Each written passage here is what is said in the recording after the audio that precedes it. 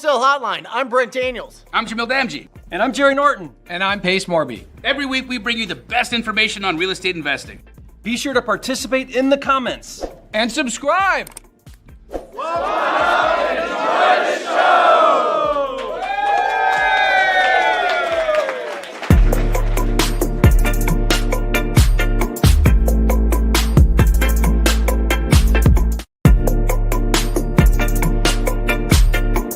So thank you so much for calling Wholesale Hotline. Wow, that's great. Welcome back to Wholesale Hotline number 254. I am Brent Daniels, joined by the flipping genius, Jerry Norton. Jerry, how we doing? Good. How are you, Brent? I am excited. We're off to a fast start this year. How about you guys? Yeah, it feels like the floodgates opened a bit. That or everybody's just ready to work. I don't know what it is. Well, we always, I'll tell you what, January is one of the big, first and fourth quarters are our biggest quarters typically here in Phoenix. And so they kind of like blend into each other. And then we're like, oh my gosh, we've had a great 6 months. And then, it kind of slows down a little bit once, it turns into 1,000,000 degrees here, which you would think it would be the opposite. Like if people don't have air conditioning and the roof has holes in it and the heat's coming in, they would be more motivated to sell. But it seems like people want to move or sell when the weather's nicer, especially the people that inherit properties or from out of state. They want to come in town when it's decent out and make the decision to sell. And we're getting that a lot, which is really good. How about you? Yeah, I mean, it feels like January's just opened right up. I mean, in my Tulsa, Oklahoma market, we got 5 contracts in the first week or so. It's great. So what markets are you in? Well, heavily in Tulsa, Orlando, Polk County with Lance, which by the way, I think we've started PPC with you. So we're pretty excited to test that out. Awesome. And we're fired up on that. So we're going to be starting that there in Orlando. And then Winston-Salem is my other big one. And, some others, like I still do Detroit and some other places, but right now those are sort of the key ones we're focusing on this year. How'd you pick those markets, Jerry? It wasn't the market, it was the operator. So those are some Joe Homebuyer partners, and just happened to be that's where they were at, and I really liked them, and we aligned well, and the partnership made sense. So yeah. So how does that work? You own the Joe Homebuyer franchise. You bring in somebody that has experience, that batteries come included. They got a big motor. They know what they're doing. Because I'm sure that you've had some that just didn't make it and some that do. Yeah. What is the biggest difference between that? And maybe some people in the audience or listening to the podcast wants to partner with you in one of these markets. How would they put their best foot forward in approaching you for something like that? Yeah, I mean, the real value that I'm bringing is on the accounting, the finance, advisory kind of role, high level connections. So like connections like with you to bring that in. I typically can get really good pricing with vendors and things like that. So that's kind of the main value that I bring. But there's no mistake. The operator's got to be on the ground, going on appointments, doing the calls, doing the follow-up, doing the heavy lifting. So it's worked well and made a lot of sense with some, not so well with others, because, you're giving up some share with me. And, a wholesale business is already tough to operate, add more people into the picture and it can be even tougher. But, like you've done, I know you've done this as well. I think the model's fantastic. I love the heart and soul of Cody and Mark over there. And I feel like they're building a world-class organization.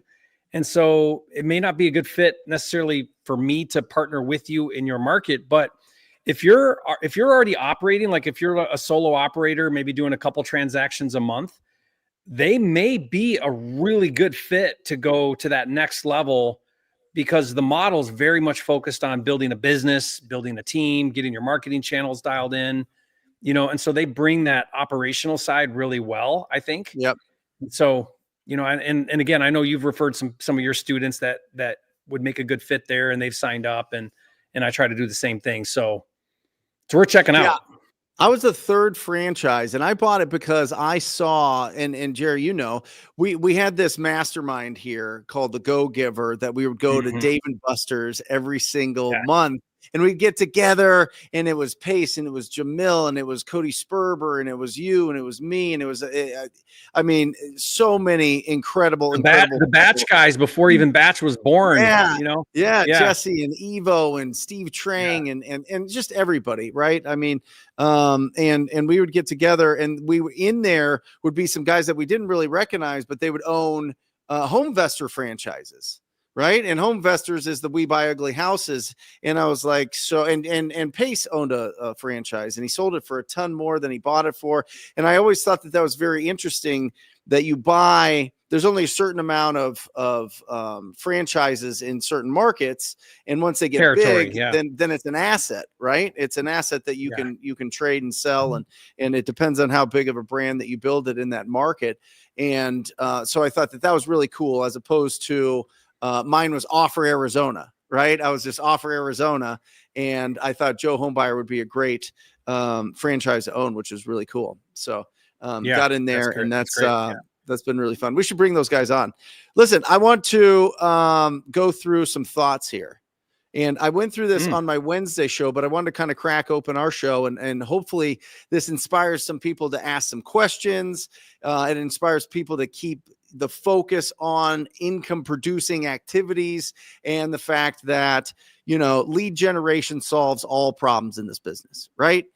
Conversations and offers solve every single production problem you have in a real estate wholesaling business, the real estate agent business, the real estate flipping business, the real estate buying and holding business. It all comes down to making sure that you have conversations and offers. So I want to keep these 10 words and thoughts in front of us for 2025. Number one, the word opportunity. There are more opportunities for each of us to succeed at a high level because the number of wholesalers participating and competing is the smallest we have seen in 3 years.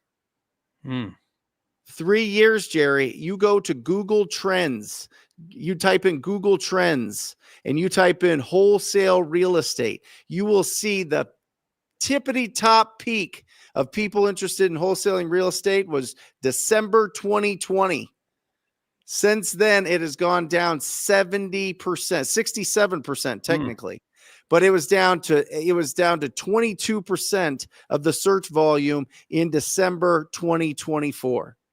All right. Wow. This is wide open. This is, and why do you think that is, Brent? Why do you think that popularity has gone down? Text message marketing, Jerry. Okay. When the carriers clamp down on text message marketing, everybody that got in because they can send out, you know, a bunch of text messages just evaporated, right? That business model evaporated. Some of the biggest companies that you see that were doing millions of dollars a month in wholesale real estate deals, gone overnight.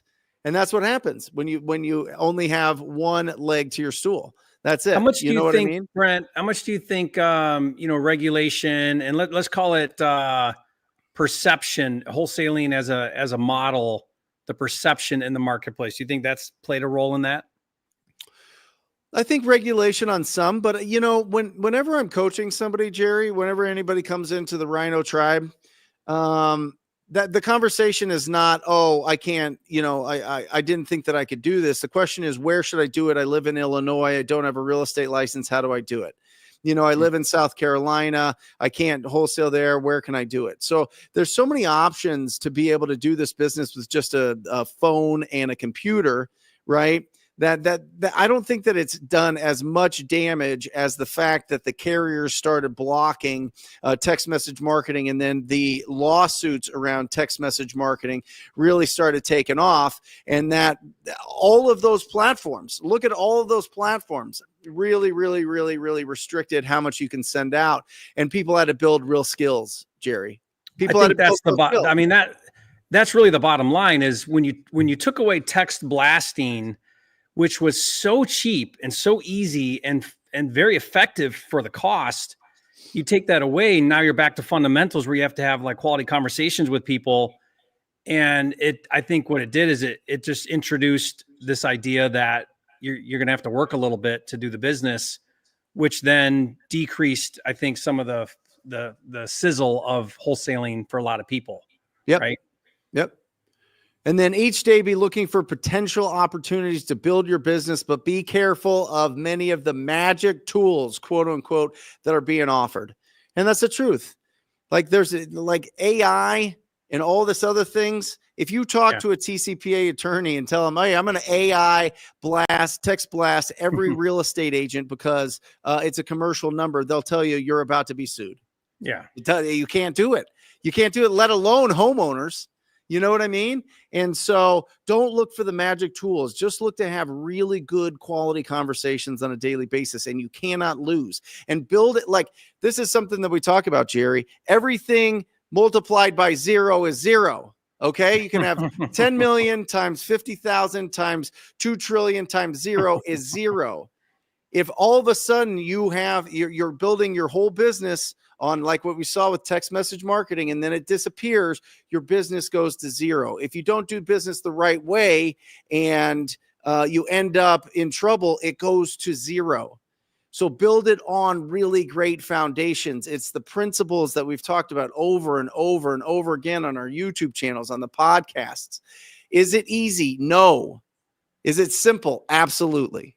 It is simple. It's just not easy. And that's what really separates the people that survive. And listen, 99%, Jerry, 99% of businesses don't last 10 years. Yeah. I mean, I think you're so right, Brent. I mean, if you really think about a wholesale operation, every successful wholesaler I know that operates consistently at a high level, they are masters at lead gen, and they put effort into that every single day. And lead gen just means you're getting in front of quality sellers that are motivated to sell at a discount. And so if you can look back at your day, you know, when your head hits the pillow, if you can say, man, how many quality conversations did I have with sellers today? And if you can, you know, look yourself in the mirror and say, I had a decent amount or a fair amount or enough or a lot of quality conversation with sellers, you're doing the business. If you do that every single day, you will not lose. You will win in this business. So that's the question everyone needs to be asking themselves. What do I need to do every single day to have these quality conversations with sellers? Because if you just play the game, play the numbers game, the stars are going to align. You're going to be talking to the right person at the right time. You don't even need that. I mean, sales skills are helpful, but really it's just being at the right place at the right time. You know, we don't create motivation. We find motivation. So if you have those conversations enough times, someone's going to raise their hand and say, yes, I'll take that cash offer for the speed and convenience you're offering me. Yes, I'll take that. And so like the problem we have here, Brent, is so many people are on the sidelines and they're wondering why the game's not fun or they're not winning the game. Well, you're on the sidelines. Yep. You can't win the game on the sidelines. You got to get in the game. And once you're in the game, you got to play offense, which is lead gen. You win the game on offense, right? Yep. So create those leads. However, you've got to do that, have those quality conversations. I love that. And there's more. It's more than ever. I'm telling you, the word opportunity needs to be number one. Number two, enthusiasm.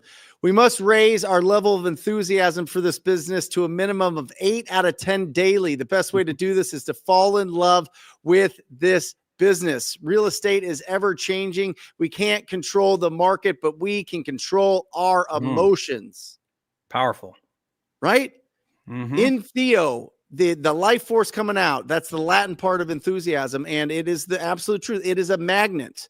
If you want to build a good, strong, long-lasting business, you need to bring enthusiasm. You need to have you need to be the magnet that all of a sudden you walk into the room and everybody's feeling better. Everybody's, you know, they kind of brighten up. They stand a little bit taller. They understand that this can be exciting. Why would we go into a day just being all down and kind of like a dour and just, oh, well, you know what I mean? Like there's going to be tough days, but we control our emotions, and emotions are our biggest expense in this business. Yeah. You know, I truly believe, Brent, that money flows where energy goes. And so if you have low energy, you're going to attract low money. Like it's just, you're not going to attract the kind of thing you want in your life. And if you look at someone like Brent or Jamil or Pace, or if you watch any of my calls, you can feel the passion, right? Like I'm I'm empathetic when I need to be. I'm funny when I need to be. I'll challenge when I need to.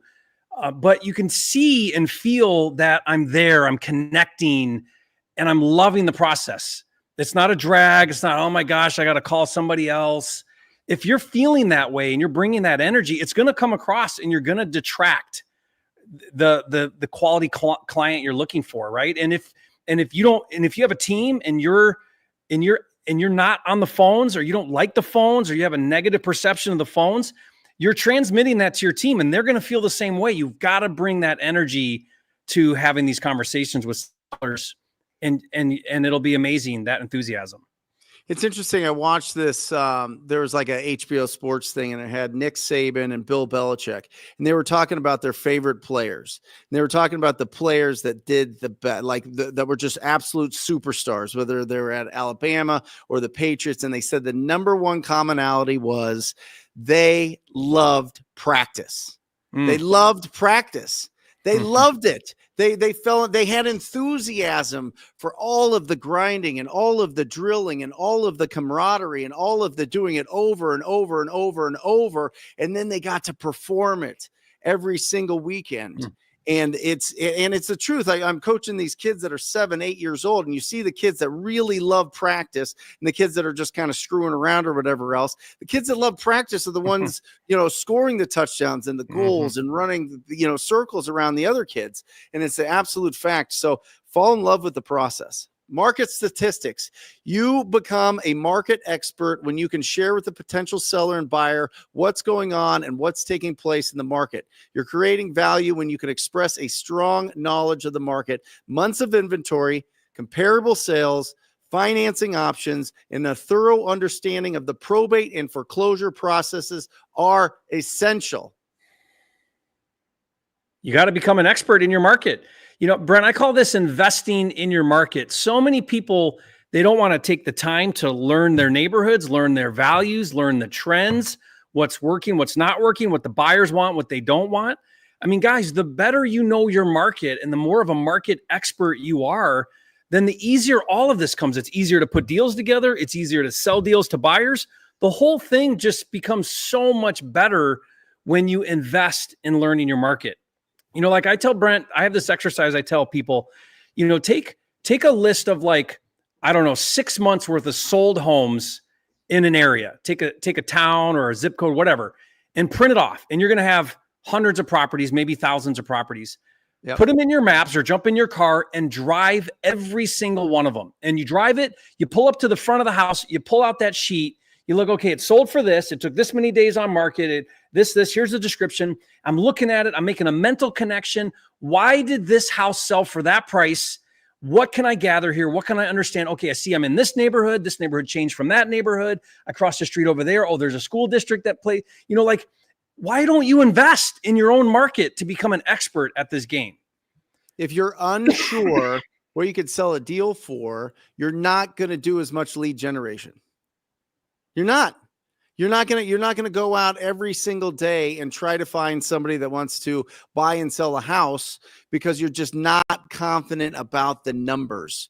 That's why getting somebody local, finding somebody that's done this for a long time, getting educated by somebody, get buy prices from a Keegley franchise or whatever else, work with people that really understand the numbers and get that experience just installed into your business right away, and you're going to be more confident and you're going to do more lead generation without a doubt. Brent, one of the before you switch on, One of the fastest ways is to just talk to your buyers. When you take a deal to market to a buyer and the buyer says, I'm not interested, you should be saying, okay, well, why not? What is your number? Why don't you like it? What would you pay? Why would you not say, well, what about this comp? What about that comp? Oh, I didn't know about this. They'll educate you so much if you're willing to ask and have the conversation and find out. I have Eugene Latson. He was on my show last Wednesday. He talks to between 275 and 300 people a day, Jerry. He's calling 13 hours a day. He's an absolute savage. I've never heard of anybody like this. I mean, nothing like it. I mean, he doesn't do it every day. He usually shoots for 100 new contacts, but he pushes himself. He's a wrestler. He's absolutely incredible. But he went down. He really learned the probate and inherited process, right? And he talked to closing attorneys. He talked to the title and escrow company. He watched like a 90-minute video breaking down the process on YouTube. And now this is his bread and butter. Yeah. I mean, of the I think he did just under $700,000 last year. And I think half of them were probates and inherited, because he knows how to educate people on the process. Yeah. And if you know that, then you can go confidently and have those conversations. It's awesome. Number 4, strong and consistent plan. Decide on your plan and implement.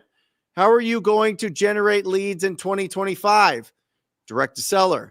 You're going to focus on dispo. Are you going to build agent and network referrals? Are you going to make offers on the MLS? Are you going to bid at the foreclosure auctions? Are you going to get inbound versus outbound leads? Are you going after houses, land? Are you going after multifamily? Are you doing creative deals? Or what market are you going after? What price range? Are you going to do flips? Are you going to just wholesale? Are you going to do novations? Pick a plan. All of that is like word salad, and you got to figure out what you're going to do, because if you try to do all of these, especially when you're starting to build momentum in your business, it's going to go nowhere. You're just going to go in circles and you're going to get frustrated. So true. I love this, because this is that clarity, right, Brent? Like, if you don't have clarity, then what you're doing is you've got shiny object syndrome, and you're chasing the latest and greatest thing you just learned about. And what ends up happening is you end up being, okay at a few things, but not really good at any one thing. And so the more clarity you can get on what you're doing, and then go deep, go deep on one of these marketing channels, get it really dialed in, and then maybe introduce a new one if you want. But like, put in the work and invest the time into the thing, and get very clear about it and commit to it and really go after it.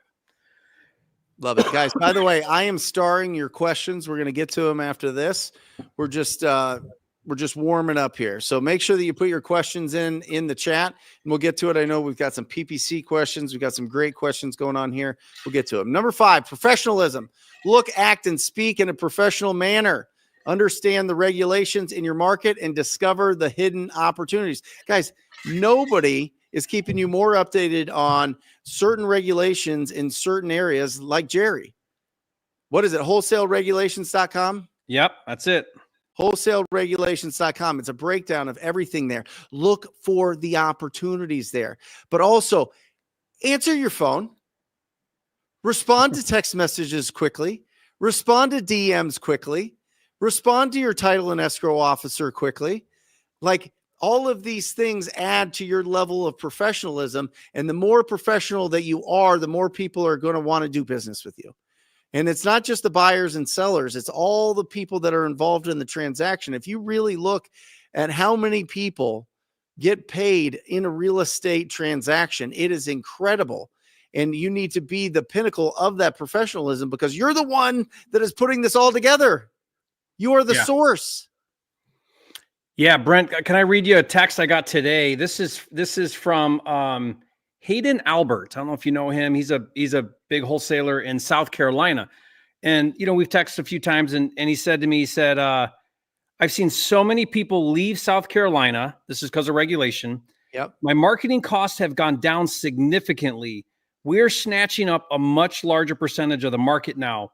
We've been implementing the takedown method for a while. It's been what separates the real players from the wannabes. Okay, so this is someone pivoting, right? So something happens in his market. He was heavy into assignments.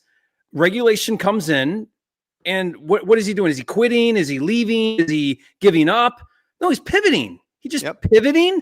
And when everyone's running for the hills because it's harder now and there's some friction, he's doubling down and doing even better than ever. What is the takedown method? That's just wholesale, really. Like you're going to buy it and then resell it versus do an assignment. So, it's because when you buy it now, you're avoiding all the regulation. What? You need money for that. Yeah, right. Okay, so that's it. Get some money for it. If you buy right, there's lenders. We're running a pilot program right now, Brent, where we're doing 100% on takedown deals. Now it's got to be a deal. It's got to fit, right? But we'll give 100% of the money. You buy it, you trash it out, you put it back up for sale, you sell it. We're making on average 2 to 4 times more doing it that way than traditional assignments. So it's better anyway in a lot of cases, right? So, and my point just here is like Hayden's taking a market that brought regulation in, and he's doing better than ever because he's willing to adapt. Oh yeah. It's like Illinois, the first one that was the first domino in like what, 2018 or something? 2018. They're like, oh, you have to have a real estate license. And everybody's like, oh my gosh. And then I go to a mastermind in Tulum, Mexico. And there's this group there that's in Chicago, and they like tripled their business overnight. Yeah. Because they had a real estate license. Right. Yeah. Just that alone. Yeah. What? You know what I mean? And so wait, real quick, you're given 100% financing for takedown deals nationwide, or how does that work? Yeah. Now we got to be able to comp it, because we're only going to fund it at 100% if the acquisition is at 70% of the current as is value. Yeah. Okay. So we're not going to fund a bad deal. It's got to be a good deal. But yes, we'll do 100% funding. There's a few other things we look at, but yeah. And so stop telling yourself, oh, I don't have the money. That's just an excuse. There's always money. The money chases the deals. Get good deals, and the money's easy. I put it this way, Brent, I've never not gotten funding for a deal that was a good deal. Right. I've not gotten funding for bad deals, but not good deals. Like I've always gotten the funding for good deals. What was your question? Do you have agents that then list the properties? Yeah. So then I do a 1%. MLS? I do a full service list at 1%. I tap into Real, since I'm a Real broker. So I just tap into the network wherever it's at. I can always find one that'll do a 1% listing. I still give, 2.5 to 3% to a buyer's agent if I need to. And baked into the numbers is all your costs, your closing fees, your commissions, all that, and you resell it. Awesome. Number 6, repetitious boredom. It takes more time, more conversations, more effort than ever. And on top of that, it's not always a lot of fun. But here's the but. It also puts you far ahead of your competitors. Fall in love with repetitious boredom every single day. When are you going to have conversations with property owners? When are you going to have it? And listen, if you don't have the budget for them to call you, you have to go out and talk to them, whether that's knocking on their doors or giving them a call or whatever it is. You need to be proactive if you don't have a budget. If you don't have the budget, you got to be proactive. That's it. And that takes repetitious boredom. It's the same thing over and over and over, and drilling over and over and over, more than ever. It used to be one, and I will say this, on a really, really, really good inherited or probate list, or something that's got kind of a shorter timeline, maybe a code violation, maybe something's going on at this property, it's usually 1 out of 200 to 300 conversations you'll get a deal. But those lists are small. And that's not going to keep you, it's not going to build a robust business. So when you start expanding your lists to these bigger lists, like a tired landlord list, where, they don't live in the property, they've owned it for a while, it's older, there's a lot of those. It's 1 out of 700 conversations if you are making the call yourself. If it's a VA, you can times these numbers by 5 to 10 times. It truly is. But if you're doing, which I highly suggest that you do, because you'll build just rock solid communication skills, which is the only way we get paid. That's the service. That's the value that we give in a wholesale deal, is our ability to effectively communicate. Well, go talk to as many people as possible, get as many reps as possible, so that you can get really, really, really good and actually build a skill. This is a skill-based business. Before you start hiring people, you're in the self-employed quadrant. You're not in the business owner quadrant. You don't own a business. You don't own systems. You don't have all that. You have to build a skill first of finding discounted property, effectively communicating with those property owners, and getting them to commit to a purchase agreement. Yeah. Brent, can I add to this quote here about boredom? This is James Clear in the book Atomic Habits. He said, the greatest threat to success is not failure, but boredom. Yep. We get bored with habits because they stop delighting us. The outcome becomes expected. And as our habits become ordinary, we start derailing our progress to seek novelty. That's right. So, the producers in this business, they put the reps in. It's pretty boring. It's the same thing again and again and again. And so people leave that safety net to seek novelty when, man, it's a lot of this is just repetition. Just keep at it and you get the consistent results. Yeah. Get the fundamentals down and then look for options. People are looking for options before you have the fundamentals. There's certain things without a doubt that I think that we can all agree on. All right. If you talk to enough people and you make enough offers, you will be successful. Does anybody disagree with that? Anybody in the chat? Anybody anywhere disagree and have proven that? Because the other way is proven time and time again. But I can't guarantee that this type of tool and that type of strategy and this and that is going to be successful. But I know everything boils down to conversations and offers. It comes down to talking to people. If you talk to people, that's why I'm wearing the TTP shirt. TTP shirt. You talk to people, you win every time. It's undefeated. It's undefeated. 7, distractions.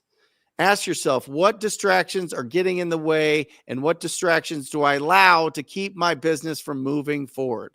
Then ask yourself, what are my highest income producing activities?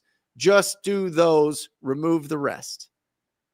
What do you think the biggest distractions are, Jerry? Guys, put it in the chat. What are the biggest distractions? Yeah, love to hear what you guys think. What are some of your big distractions? I think people feel like they got to get CRMs and tools and business cards and LLCs. And, it's so easy to lie to ourselves that we're setting up our business or we're getting organized or, I think YouTube's a massive distraction. Maybe just watch Brent's channel and my channel, but that's all you need to watch, after that. I'm just kidding. But you know what I mean? Like you can use learning as a massive distraction. If you're watching YouTube videos or any type of educational process, if that's not enhancing the action you're already taking, then it's a distraction. If you're learning something and it's not building on action you're already taking, then you're wasting your time and you're lying to yourself that you need to learn one more thing before you're able to do something. It's not true. You know enough right now. Everybody listening to this knows enough to pick up the phone and start having conversations with sellers and putting offers in front of people. You know enough. Now get better at it, but you know enough to start doing that. I would say, Jerry, and this is just my schedule because I'm kind of like more of a night person than an early morning person, but you could flip-flop this however it is. But I think some of the most important time in my schedule is from like 9 o'clock to about 10:15, 10:30 p.m. And that's when I'm reading. That's when I'm studying. That's when I'm really, pouring into the most important and the most valuable real estate we have, which is the 6 inches between our ears. And listen, you have a choice. You have a choice to be entertained during that time or to be educated during that time.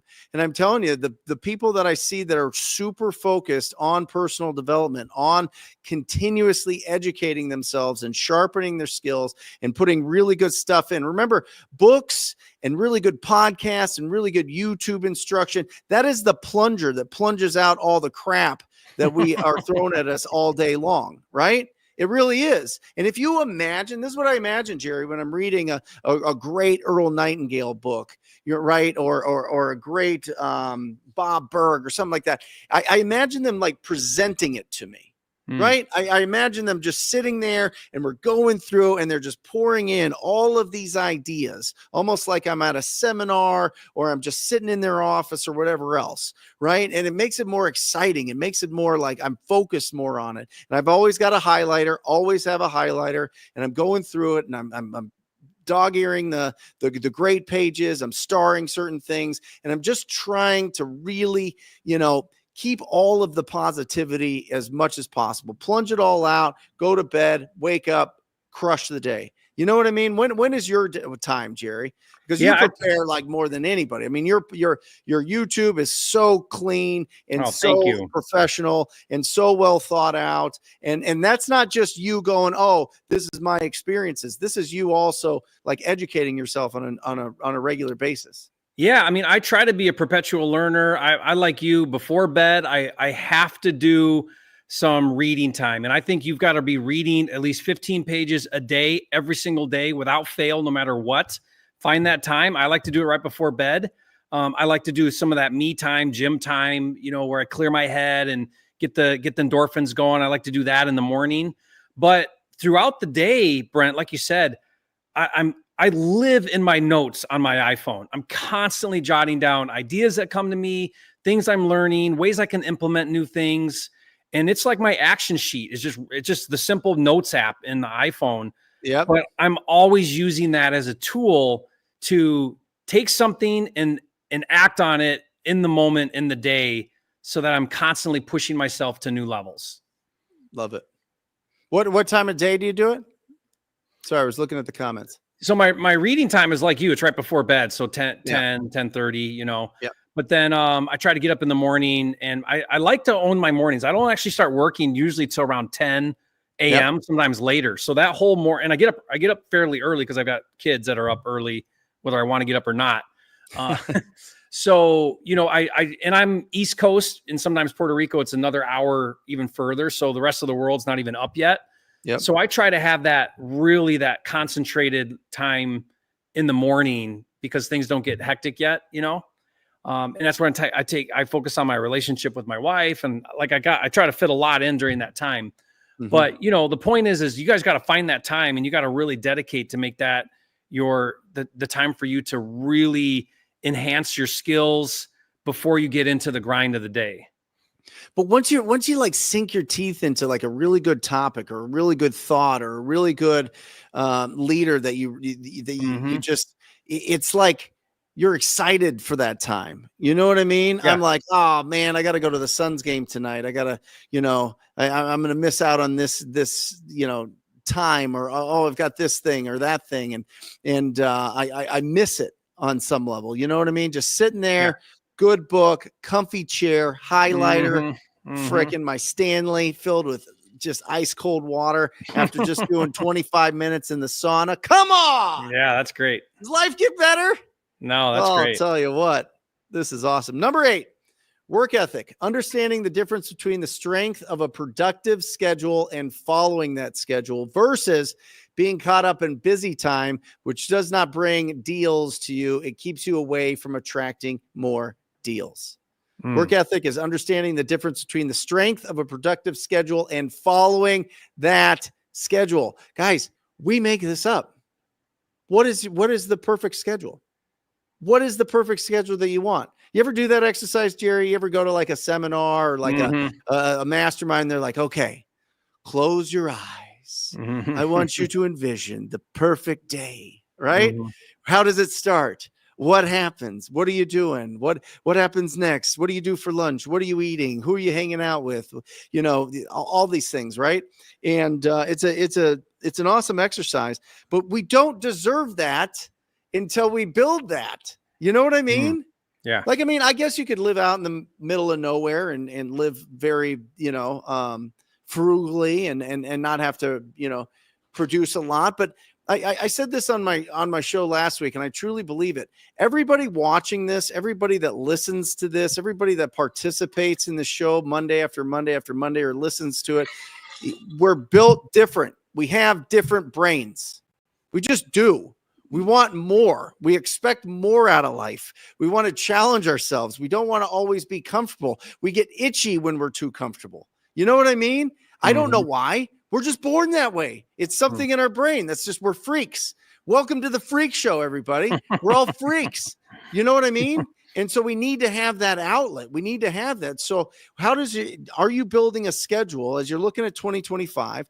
Are you building a schedule that doesn't keep you busy, but it keeps you productive? That's really the question. You know what I mean? And maybe you're doing it part-time. Maybe you're doing it in your lunch break. Maybe you're doing it on the weekends. Maybe you're doing it in the evenings. Can you time block? And how good are you at following the schedule that you set up because you're a freak? You don't have to do any of this. You could go to work for somebody and you could get a job. It'll happen. You could survive. You could do what you want to do. You could even thrive. Who knows? right? But for some reason, you want to build the skills of wholesaling real estate or flipping real estate or owning real estate. What's your schedule look like? We're freaks, Jerry. I remember talking with Pace, and Pace was saying how he can tell the effectiveness of a person if just by looking at their calendar. So like, let me see your calendar. He'll look at their calendar, and that calendar will tell you if you're organized, because if you really do value your time, then you're going to time block out all areas of your life to make sure that you're putting the heavy rocks in first, and you're doing the things that really matter, and you know what's coming up, you know what you're planning, and there really is no other way to really be effective if you don't have a really good schedule and know what your plan is. That's right. Love it. Number 9, perseverance. On average, it takes 7 years of focused, consistent, disciplined work to become a millionaire in this business after taxes.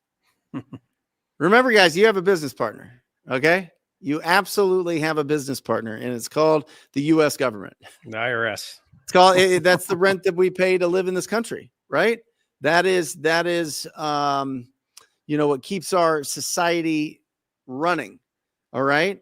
And it's on average, I tell everybody, you have to grind unbelievably for 7 years to become a millionaire in this business after taxes. I mean, people could make $1 million, but after marketing costs, after administrative costs, operating costs, taxes, I mean, you're taking home 200 of that. You know what I mean? And so it's like, yeah. And then what? And then you spend it on things, you go places, you buy, a new house, a new car, these other things. It takes a long time. It takes a really, really, really long time. And anybody that tells you it doesn't is just trying to get you to buy something. Right? What do you think, Jerry? Is 7 years too aggressive, or do you think that that's close? I mean, I thought it would be longer than that, but that's great. 7 years, guys. I mean, I think about it this way, Brent. In 7 years is going to come and go no matter what I do. So in 7 years from now, where do I want to be? Do I want to be the same place I am today, or do I want to be somewhere else? Well, where I'm at in 7 years is based on the decisions I make right now today. Yeah. And, I love when Trump said, if you're going to think anyway, you might as well think big, right? If you're going to show up and provide and make money, might as well go all the way. Might as well make it as best you can, become the best at it that you can. And that's what I tell my kids. I say, kids, I have a responsibility to make as much money as I possibly can, because I've already decided that I'm going to show up and provide for this family. So why not provide the best of my ability? I mean, I'm showing up. I mean, I'm going to go do it anyway. Why not give it my all? Why not take that risk and really put it on the line? Why not try to be the biggest I can and play at the highest level I can? Because I'm going to anyway. You know what I mean? It's not like I got my options are not at all or big. Lots of people play life small, and that's a choice. But if I'm going to play life, I want to play it big. I love it. I like this, and I want to touch on this from Jay.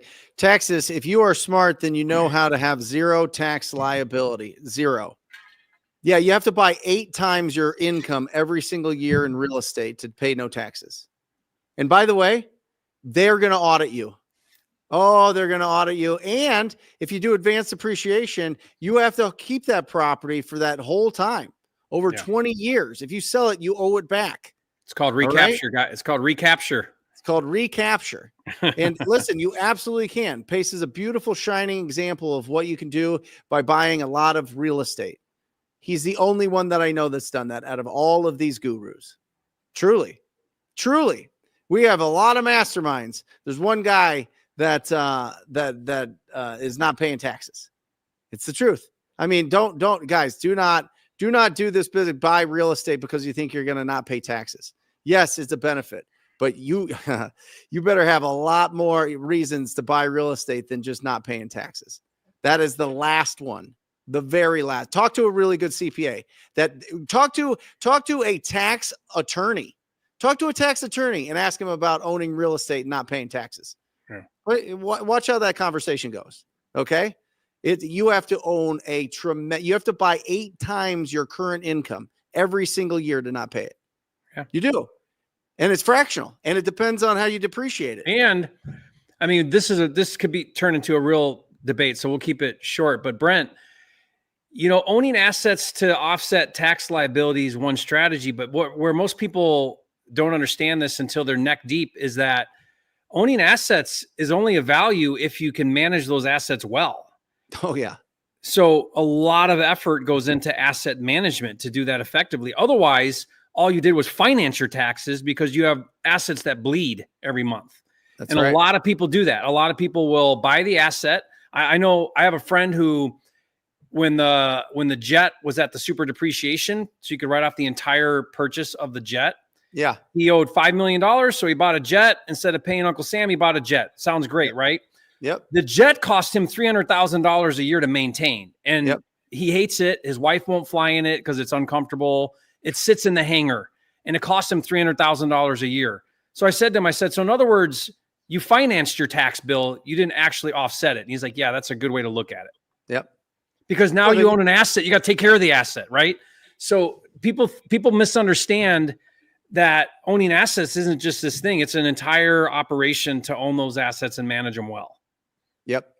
And get rich before you get wealthy. You know what I mean? Like build an actual business that's going to kick off incredible cash flow without you having to put your time into it, and then start thinking of these tax strategies. I see all these people, they're making good money, and then they go and buy a fourplex in Indianapolis or Memphis or Detroit or something like that. And then all of a sudden, all of their attention is on this because nobody's paying rent. They have to do evictions and it's a whole mess. And then all of a sudden their attention, listen, time management's awesome, but it comes down to attention management. Where is your attention being drawn? That is the absolute fact. All right. And if you've got kids, if you've got a significant other, if you've got dogs or chickens or a house that you have, you want to work on, or some hobbies that you have, I'm telling you, you're not going to have enough at the end of the day, enough attention to be able to really protect those assets. So make sure you're in a really good position. Your schedule's wide open, and then start buying the assets. That's what the truly wealthy do. Watch the people that build real businesses. They are focused on those businesses. They asked Bill Gates and Warren Buffett. Bill Gates' dad asked Bill Gates and Warren Buffett to write down one word that is their secret to success. They both wrote down focus. Both of them. Both of them. That's build cool. up your machine, and then once you've got that thing going, it's kicking off cash flow, or you sell that machine and you've got a bunch of cash, then go out and buy all the assets that are going to give you that passive cash flow. I'm telling you, because it's a huge, huge distraction for sure. All right. And then the last one here, Jerry, and we'll get into some questions. The accumulation effect. Every conversation, every offer, every failure, every relationships builds our experience, which builds our skills. If you want to have a strong mindset, you have to develop strong skills. Powerful. Guys, the little wins. Did you talk to somebody today? Yes. Great. Did you talk to somebody the day before that? Yes. Did you get a list of properties that you can go and try to reach out to the homeowner? Yes. Did you reach out to the homeowner? Yes. Accumulation effect. It doesn't just happen. It's all about stacking the small wins. And the more that you can fail, the more that you screw up, the more that you fall on your face, the more you feel embarrassed, the more that you feel uncomfortable, the faster it goes. Yeah, it's Dan Hardy, the compound effect. It's the small, consistent efforts done again and again, day after day, that have the massive transformation in time, right? So, it goes back to that. I love, I may get this wrong, but Brian Tracy once said that, if you take someone of average intelligence, but with very clear defined goals, they'll outwork and they'll outperform someone with a high level of intelligence, but no direction. Yep. Something to that effect. Yeah. And so it goes back to this idea here where, guys, you don't have to be the smartest person in the room. Just be consistent and you'll win. Yeah. Yeah. Earl Nightingale gives the analogy of a ship leaving harbor. They know where the next harbor is. You don't just get in a ship and just start going around to anywhere and floating around into the ocean, right? That's how you sink. You pick what your harbor is, you go there, and then you pick the next harbor. And you go there and you go there. And it looks like you might be going slow and it might be trucking along. You know, we live in this microwave type world where we all want things done in, you know, a minute, 90 seconds. You know what I mean? But it takes some time, and the accumulation, day in, day out, building really great relationships, having really good conversations, comping a lot of properties, all of these things build your skills. And that's the biggest thing. You want to see somebody that has a bulletproof mindset. They have skills. They have developed skills. Strong mindset equals strong skills. That's it. You need those go hand in hand. And so this business is all about our ability to understand personality types, communication types, and be very, very versatile. And in this business, I would say, Jerry, if you look at, you know, I have this question about, you know, it's a different form of PPC, but it's prospect, present, and close, right? That's what I was always taught in real estate. You got to do your lead generation. You got to be able to do your discovery and understand what is the best solution and present the best solution to them. And you need to be able to close it. You need to be able to get a commitment out of people. And I say, which one's the most important? Is it the lead generation? Is it the presentation? Or is it the close? And I would say 70% of people say it's prospecting. It's the lead generation. Without leads, you got nothing. And then other people go, no, without getting a signed agreement, you got nothing. But truly, it is the discovery process. It is your presentation to really pull out what is the goal of that property owner. What is their goal? And really understand what is their goal so you know how best to serve them. And when you know that you're really good at discovery, when you're really good at having that conversation, your presentation, you will do more lead generation. You'll do more because you know that you can really be of value and of service. And we all want to be of value and service. None of us want to think that we're just going out there and we're swindling and we're just using this, you know, secret, you know, formula to get people convinced to do something against their will. And we're, doing all that.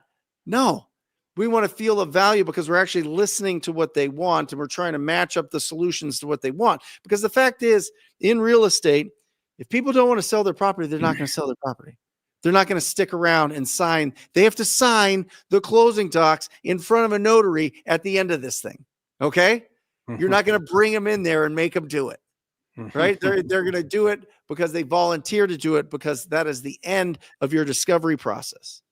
And you want to serve them. If they want speed and convenience, then they have to work with you on price. If they want a cash as is offer, great. If they want to get retail, great. If they want to just fix it up and rent it themselves again, great.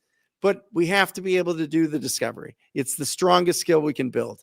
And we can't build that skill if we're not having those conversations with property owners. Yeah, that's the people skill part of this, where you're really connecting, understanding, learning, uncovering the pillars, asking the right questions, using the right tone, like all those things. That's the skill part. Definitely. Yep. All right, let's get in here. Ed asks, how does a subject to transaction work when the property owner have a first and second mortgage on the property, Jerry? Well, I mean, clearly that's going to be a little more tricky because you have both those loans in place. So, you know, you would be taking over both those loans. You'd have to get both those figured out and worked out. I mean, certainly that happens. That's definitely a little bit more of an advanced, I think, kind of deal there because you're going to have to take over both those loans, right? So do you understand what both those loans are? You know, are you able to then do everything you need to take over those loans and service them? And does it all make sense? Does it pencil? You know, you just treat it like two instead of one, but it's no different. You're going to have a first position and a second position and be taking over both of them. Love it. What's the best lead generation for off market in your opinion, Jerry? Well, when you say best, you know, you're really, that's kind of a general question. Are you saying most affordable or most effective? Yeah. Right. Because so think about it this way: with lead gen, there is free, there is cheap, and there is expensive. And there is, outbound, which tends to be, that's you reaching out to them, which is a lot more work because you don't know when you're going to catch them in their cycle of, and how motivated they are. And then there's inbound, which tend to be very high intent because they're reaching out to you. So inbound marketing tends to be more expensive because now you're going to be doing Google ads, which Brent specializes in, or maybe a PPL, pay per lead, or, direct mail. So you're creating an inbound lead. Those are more expensive channels. So I look at it like this. You're going to be coming into this business at some stage. Either you have no marketing budget and no skills. In that case, maybe you want to start with free and cheap methods. You can get the reps in. You're not spending a lot of money. You're going to go through a lot of learning, right? Put some deals together that way. As you get better, what most of us do is we're more interested in high quality leads. We're willing to pay a lot more for those leads because we'd rather get big wins. We'd rather get deep buys. We'd rather have more quality conversations, not less quality conversations. And we can budget now. So we put the money in, we understand how to close, right? So there's a lot that goes into this question, but I would say I would have to ask you where you at in the journey before I could advise you on what I think you should do next. But, so I don't know, Brent, how would you answer that? Incredible. You're the best, Jerry. It's the truth. Yeah. So young, Mart V. Listen, I think that, everybody, when you're starting out, I highly suggest that you do this. Nobody does this except for a handful of people, and they win every time. But I'll just say until they don't allow you to do it anymore.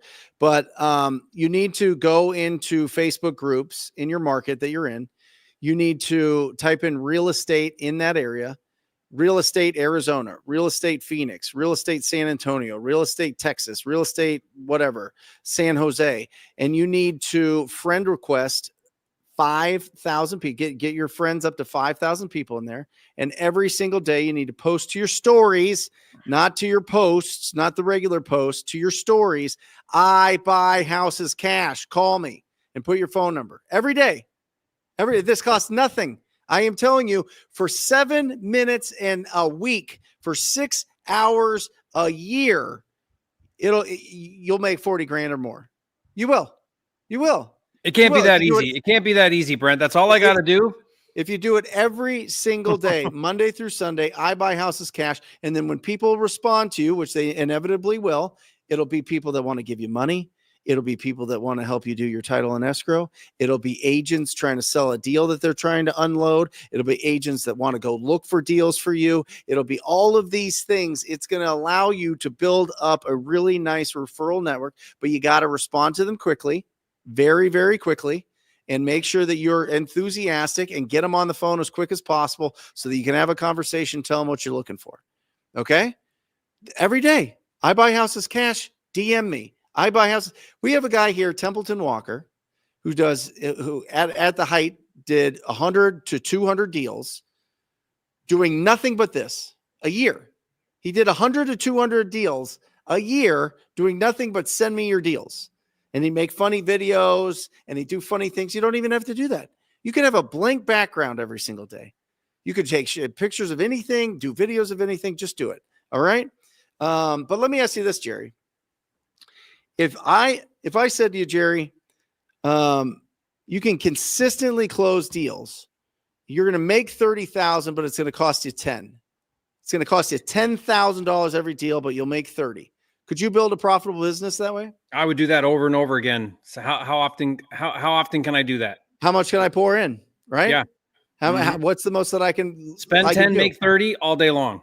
That is the conversation, guys, that the guys at Collective Genius, that Investor Fuel, at all of these big time multi-million-dollar companies, they would jump at that in an instant. One, because not many other people can do that.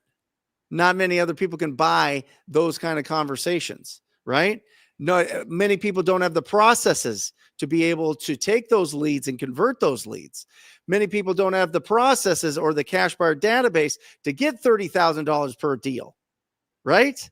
And so you got to build up to those things. But I would say without a doubt in my business from last year, without 80% of our income came from pay-per-click. Yeah. It's the fastest, best leads that I've ever had, without a doubt. And now we're obsessed with them, and my team's obsessed with them. Now it's this year we've added on TV and direct mail. And the only reason that I felt comfortable doing that is because we have the processes in place to be able to convert those. If you don't, you're just wasting your money. But if you do, you're unstoppable, and you can build real market, build, what is that? Market share. There it is in your area for sure. All right. What do you think of this? Patrick Real Estate asks, what does Trump 2.0 mean for the markets, Jerry? I mean, confidence is up. Everyone's excited. I think there's so much confidence in the market that that's going to be a great thing. I mean, there's still the fundamentals, like if you look at real estate, interest rates are still a little bit high. They're going to be a little weird this year because I don't think there's going to be a lot of motivation to lower them because, everything's doing well. And so the inflation's still a big priority. So I think we're going to see inflation. I think we're going to see interest rates kind of, I don't know, up and down this year. There's still an inventory problem. So I don't know. I mean, all the predictions right now, when you look at, like, I've been reading a lot on this, like Zillow and everybody's predictions are that appreciation is going to be pretty flat this year. But I mean, we had double-digit growth in 21 and 22. So, I mean, come on. So, but I think it's, I said this a couple of weeks ago, Brent, I think to me, I'm looking at real estate as this is a solid fundamentals year. And when I say fundamentals, I mean, I don't think we're going to see crazy appreciation happening. You're going to want to really understand your market, really understand your numbers. You're going to want to buy right. I mean, honestly, I feel like my mantra this year is just buy right. Like everything goes better. You win big when you just buy good deals. Like just get good deals. Yep. Get out of the margins. Stop playing the fringes. Go deeper. Hold out for your number. Walk from a skinny deal. Do bigger deals is what I'm talking a lot about. Do bigger deals. Get a better spread on that deal. And life gets better. Everything gets easier in this business. Yeah. Yeah. Watch the inventory, Patrick. Watch the inventory. How many properties are available and how many are selling? How many months of inventory? And if it's above 3 months of inventory, flippers are going to be more conservative. And if you're selling ugly houses to flippers, they're going to be tighter on their numbers. They're not going to see that, everything's going crazy and they can put anything into a house. They got to put better materials into a house. They have to have better agents that cost more to sell their house. They have to make sure that their inspections are really clean and everything's done really well, because they can't go, hey, listen, you take this property as is, or I'm going to take these backup offers, right? Like, guys, remember this, when there's inflation, that means that there's too much money in the system. There's just too much money. They put 2 trillion, 4 trillion, whatever it is, of pandemic money out there. And so everything got more expensive. So what happens is the Federal Reserve raises their rates because they're the vacuum to suck out the money from us. Our mortgages are more, car payments are more, credit cards are more, anything with interest is more, anything that goes through a bank, which is most things for most Americans, is now more. So they suck out all that money so that inflation doesn't stay high. That's how they adjust that. Right. Yeah. And so because there's still, some inflation, they're going to keep it there. And and so the interest rates aren't going to change. So you're going to see a flatter market for a while. And keep an eye on new homes being built. Yep. Fact is, there was generations from the 70s on. Every generation was building an incredible amount. You can look at it. You could Google how new homes built by decade, and it is a shocking graph, because you see, as soon as the 2010 hit, 2000 to 2020, it is way down, and then right when it was coming back up, the world got shut down.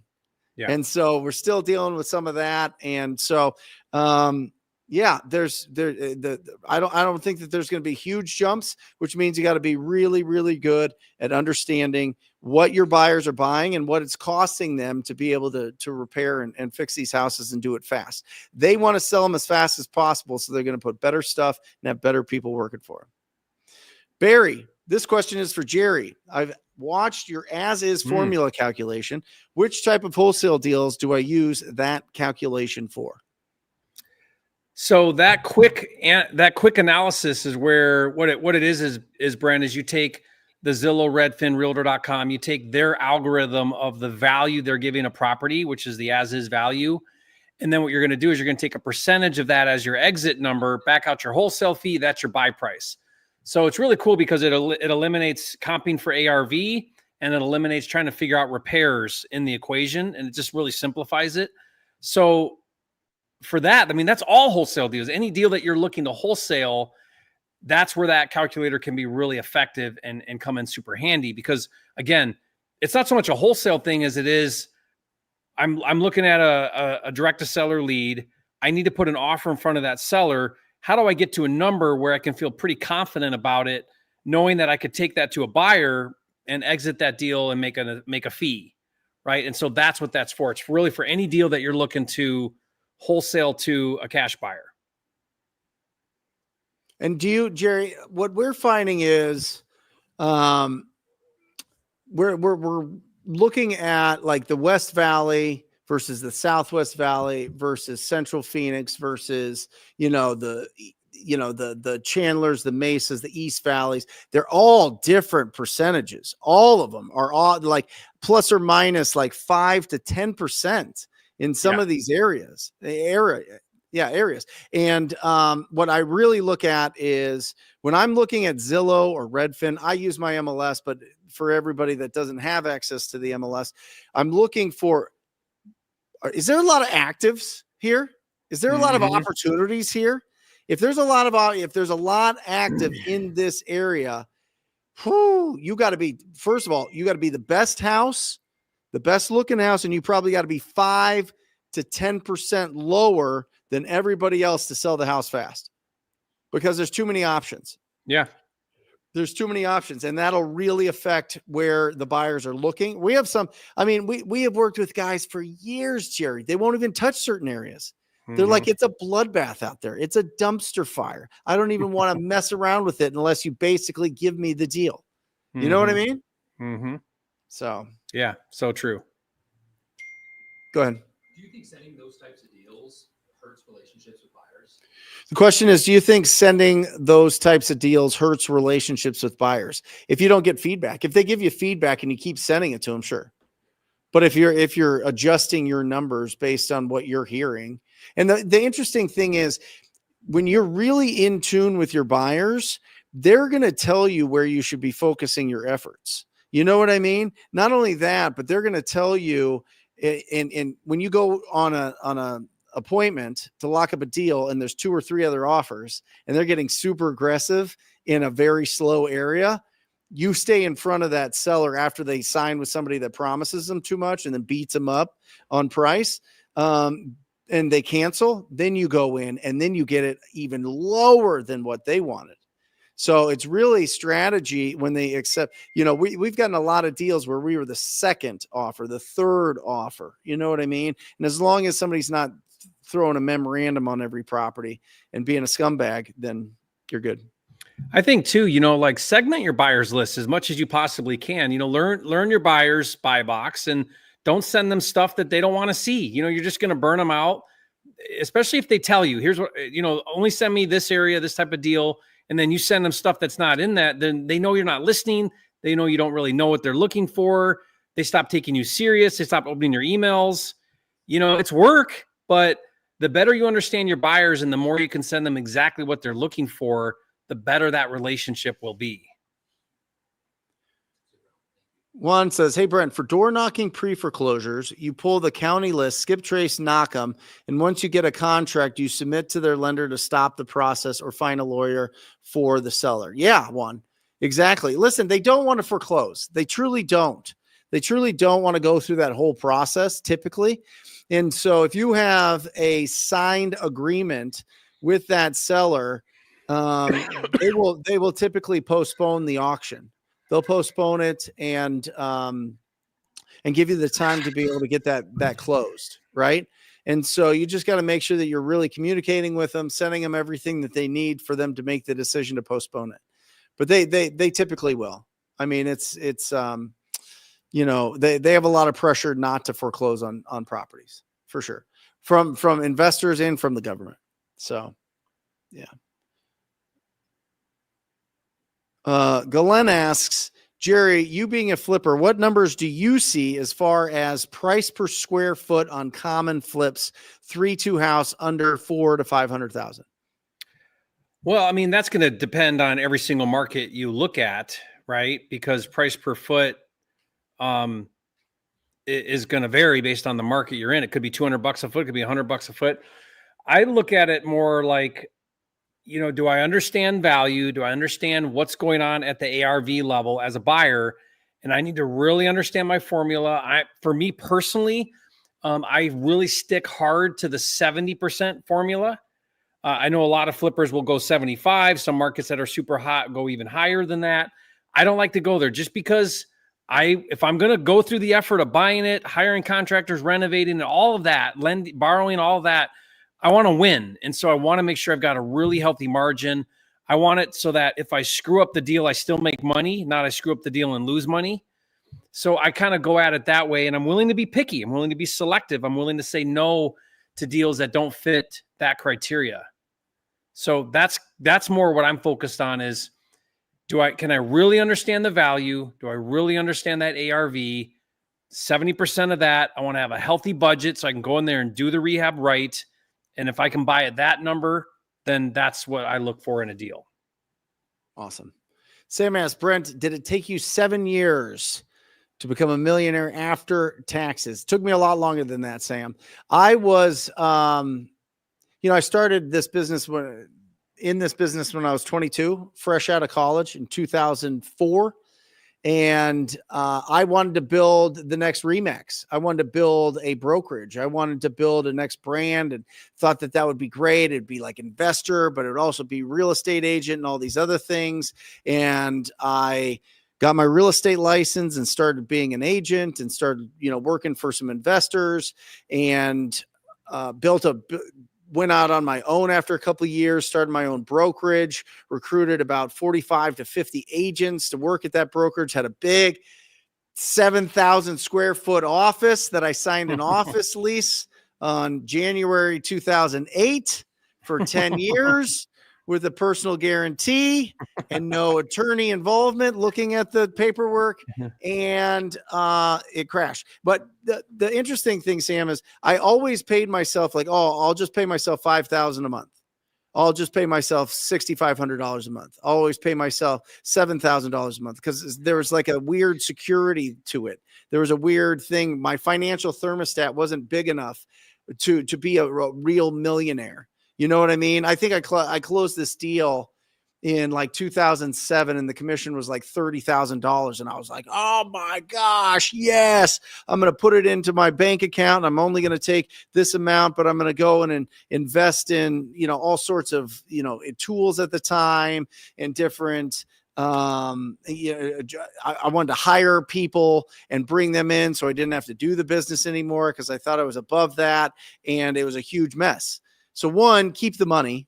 That's how you actually build it up and actually, provide for your family and build long-term and be able to buy assets.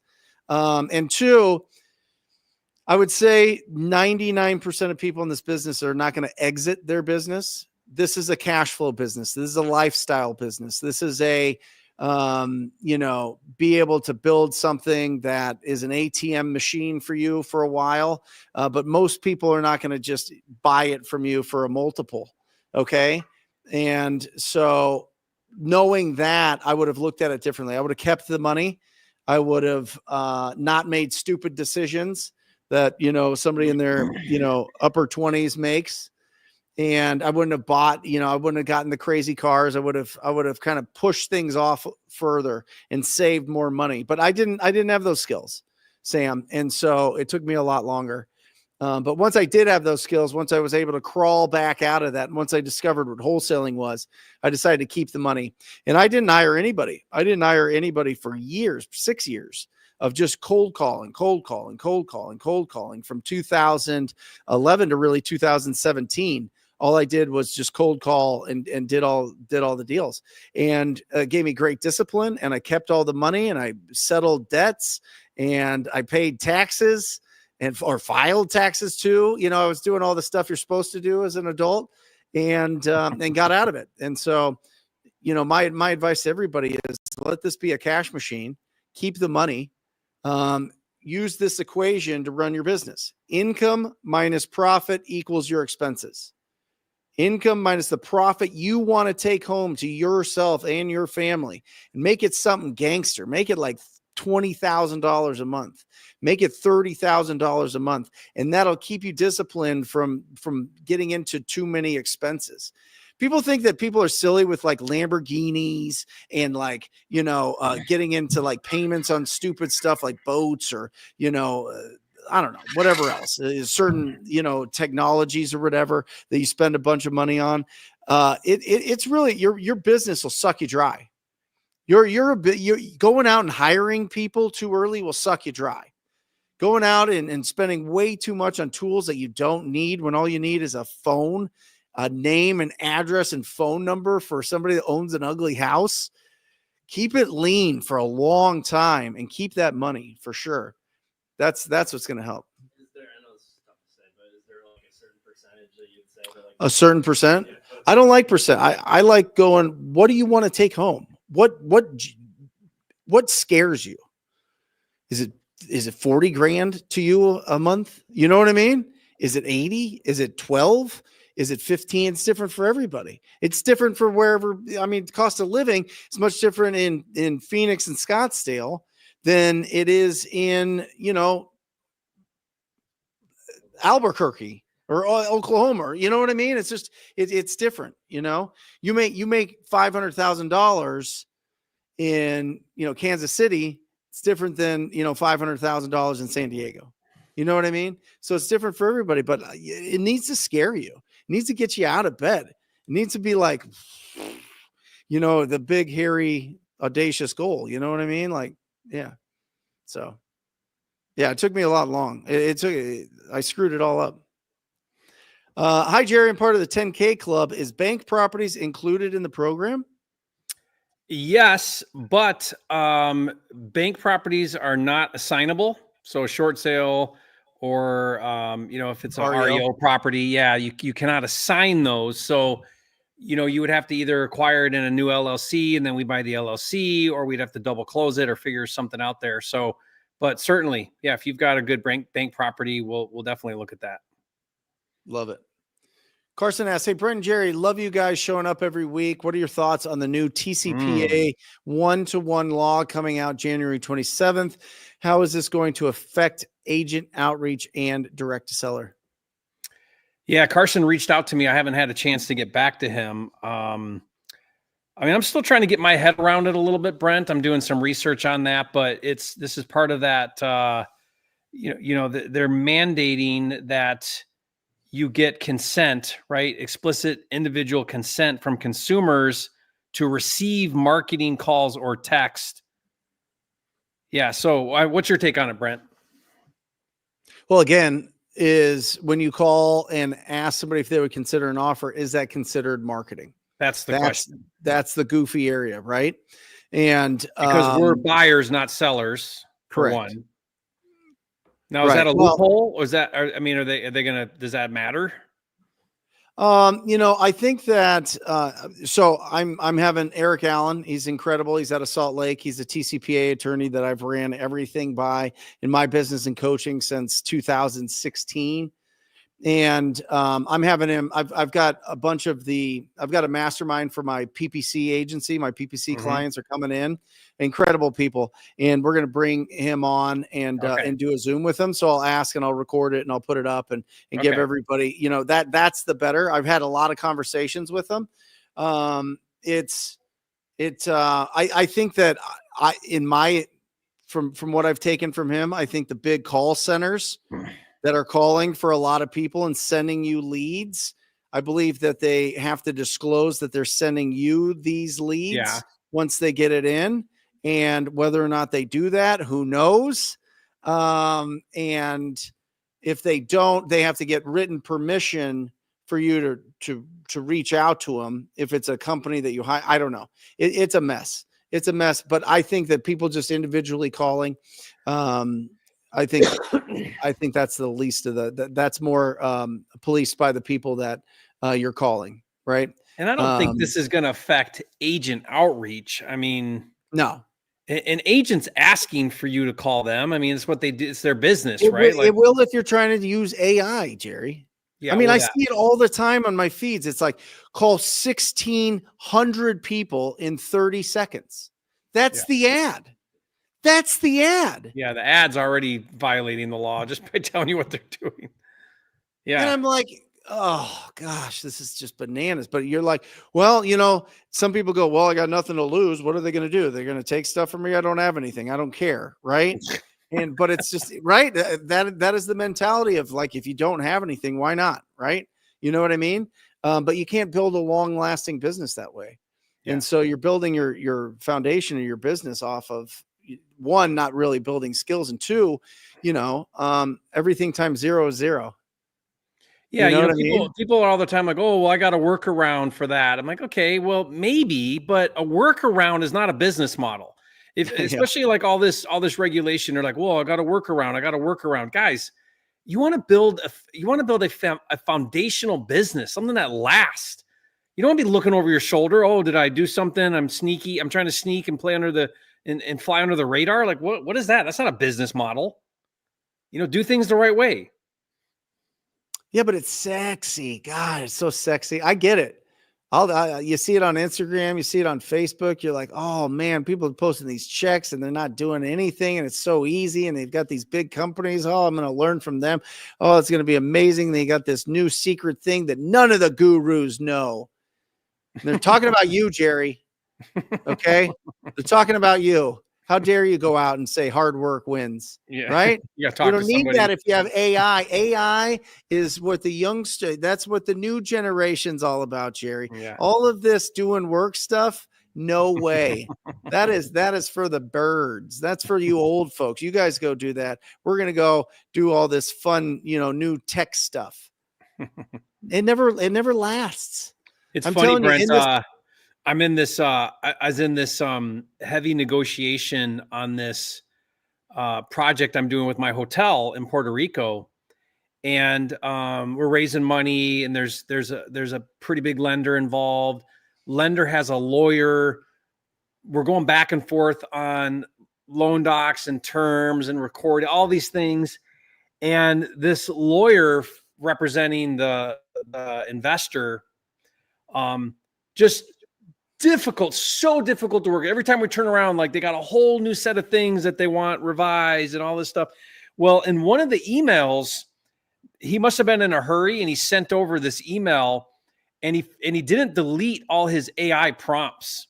And so you saw the entire AI conversation. And then I don't know if you know this, but there's sites where you can put that in AI, and it will tell you what percentage of AI created that.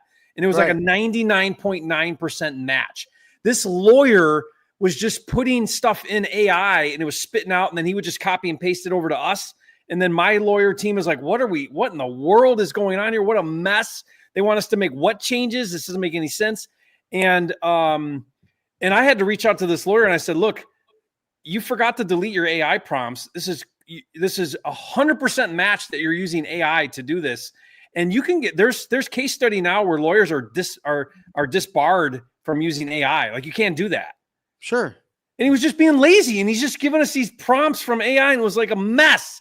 I was like, what a joke, dude. You know, maturing in this business and just maturing as an entrepreneur, you realize that just because somebody has a law degree doesn't mean they know what they're doing. Oh my gosh, I learned that a long time ago. Yeah. Right. But I will also say, you shouldn't be intimidated by attorneys. You should find really great ones, and they should be part of your personal board of directors for your business. Mm-hmm. Because one, they're very good at giving you really good advice, but also they come across some unbelievable opportunities. And Brent, you can't be in business long enough without being in lawsuits. I have lawsuits I have initiated, and I'm in lawsuits where I'm the defendant. I'm probably in 5 or 6 lawsuits at any given time because I'm doing enough business. I'm just doing enough. I'm just doing a lot of things. Yep. So, you know what I Can you mean? imagine like Tesla or like, yeah, I can't some even of these, imagine. like Amazon Oh or my gosh. Walmart or something. I mean, Yeah. they've got like, 1,000 In-house attorneys. Yeah. Absolutely. What's the best way to identify and approach motivated sellers in a small community like Sandusky, Ohio, while building trust? By the way, have you ever been to Cedar Point in Sandusky, Ohio? I've never. Oh my gosh. It's like they have all the records for roller coasters, like speed, height, all the things. Yeah, it's a roller coaster park in Sandusky, Ohio. Really? Yeah. Yeah, it's crazy. You got to I go. would love that. So what's the question? What's the best way to identify and approach motivated sellers in a small community?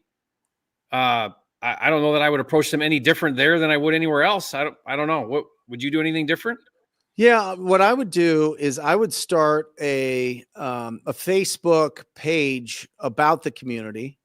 Okay. Post about events, have VAs go in and post about events and post about everything that's going on. And then just, talk about that, you're looking for a property in original condition for somebody that, maybe isn't ready to put it on the market yet. You'd love to have a conversation. And I think that would work out really, really, really well if you became the person that people, brought project homes to, and you're known for that and you do a really good job. But just remember, the smaller the town, the more people are going to watch you. Yeah. You know what I mean? They're going to make sure that you're doing everything right. I got a student, Jason Baca, maybe you know Jason, awesome guy. He's in like rural Pennsylvania somewhere, and he gets a lot of deals on Facebook Marketplace. Yeah. It's crazy. And he'll put on, and he'll go on all the Facebook groups. Like, it doesn't even matter what group it is, a horseback riding group. And he'll put on there, hey, looking for a real estate deal. If anybody's looking to sell something, on those small groups like that in those rural markets, and gets all kinds of deals. It's great. Yep. This is a great question to wrap up the show. Thank you, guys. Thank you for participating. Remember that Wholesale Hotline is on all of the podcast platforms. So make sure that you check that out. We have episodes every single day between Pace, Jamil, Jerry, and myself. This is on there, and a lot of the other live shows that we do and podcast interviews. It's all it all gets filtered down into that podcast, and it's phenomenal. So definitely check that out. And if you feel really awesome, give us a review. That would really help us out. That'd be awesome. Sierra asks, such a great episode. If I'm going for decent margins on my deals and I'm direct to agent, sniper, shotgun, and reload, why does it seem like other cash buyers can pay way more than me on these deals? Yeah. Well, this is a great question, Sierra, and you're actually on the right track, because if you think about it, if you're going direct to agent, then you're probably competing with end buyers, because a lot of flippers will work with agents and they'll buy direct from agents. So if you're competing with flippers, then they can offer where you need to exit, right? You need to be under that flipper. So when that happens and you're noticing that, now again, this would be if you're $10,000, $15,000, $20,000 off, then you're right on track. Just stay with it. Now it's about the relationship, because what I found is once I've created a strong enough relationship with an agent, that agent will get me those deals. I'll be the first one they call. They'll tell me where I need to be sometimes, or what terms would come in really good. I just find a way to get the deal because of the relationship, not because of the price.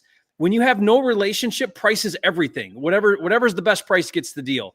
I don't want to compete on price. I want to be able to create relationships where I'm the only one the agent calls on that lead, where they sat down with a seller and they don't want to list it and it's off market right now. Like, I want that call. And so that's all about that relationship. So I would say, first of all, don't get discouraged, because my guess is you don't have a large enough sample to consider what you just put here as fact. Meaning, just because you've had 20 conversations or 30 conversations doesn't mean that that's fact now that you can't get deals. Stay with it. Like, I'm doing this. She's talking about the sniper, shotgun, reload. This is a method I call the 5-5-5. That's 5 offers with listed properties. That's 5 outbound calls, and that's 5 follow-up calls. That's 15 quality conversations a day. We're talking about hundreds and thousands of conversations over a month. You will get deals. It's just the stars will align and you'll get deals. But are you doing it enough? Are you having those quality conversations? Are you building that connection with these agents? Hugh Boy in Atlanta, he does $1 million a year just with agents. Yeah. Just with agents. And most of that's off market. Very few of those are listed properties. Most of it's off market. So they're calling him with their off market leads, and then he picks up the deals. Okay. So it works. You just got to stay with it. Yeah. And remember, Sarah, whenever it hits the market, there's going to be different people that have different strategies for that property, right? Some people might want to buy and hold it. Some people might want to flip it. Some people might want to live in it. Some people want to buy it for their family to live in it. They might want to bulldoze it just for the lot. They might want to, whatever. There's just different levels of recognizing potential that people can pay more for. There's a chart that we have, and I'll bring it up next episode, but of like the buyers that pay the most for certain properties. You might have people that are buying for hedge funds. You don't know. Yeah. You know what I mean? And so there's just, once it hits the market, it's exposed to the world. And that means that there's going to be different people with different strategies. And I would add, they're probably going to do a formal inspection, maybe not, and try to retrade, try to get a price reduction if they're just trying to beat. That's what I was going to say. I would say, Sierra, track those too. So when you go after one and you're like, oh, I lost out to somebody else, track that to closing, see what it actually sold for, and then see if you can get your head around who that buyer was. Like, who bought that? Was that a flipper? Was that a wholesaler that did that deal? And how far off was I? Because at the end of the day, our formula for wholesaling is, what do the buyers pay less my fee? That's really the formula, isn't it? So figure out what they're paying. What are they buying in your market? What's the going number for those types of deals that you're trying to go after? And the better you understand where stuff trades at, the better you know where you need to be at, so you can carve out your wholesale fee. And that's it. We're just trying to carve out our wholesale fee out of what the market's willing to pay right now in that specific market with that type of property. Your job's to figure that out. So I would say get away from any kind of formula you got stuck in your head or any of that kind of thing. You need to adjust real time with what your market's doing. And the only way to do that is to learn what those buyers are paying. Love it. Great show, Jerry. Yeah, awesome. Love hanging out with you, Brent. Me on here. You too. You're the master. You're incredible. So anything coming out this week? Got some, just some great stuff. We're getting ready to launch in PropWire something we're really excited about, called Premium Leads. And we're really excited. This is going to be courthouse leads that you can't get anywhere else. This will probably be maybe next week, I think, when we're ready to launch that. So be on the lookout for that. I'll put some stuff out on that. And I've got a live event I'm doing end of next week in Puerto Rico, so be busy with that. But yeah, lots going on. I'm just fired up for the year, Brent. Super excited to make 2025 the best year ever. Yeah, me too. Awesome. Guys, if you have not subscribed to Jerry's channel, make sure that you get over there and subscribe to the channel. If you're not subscribed to the Brent Daniels YouTube channel, make sure that you subscribe, as well as Jamil Damji and Pace Morby. We should all be back next week. We love you guys. Go out there and talk to people. We'll see you next week. See you guys. Bye.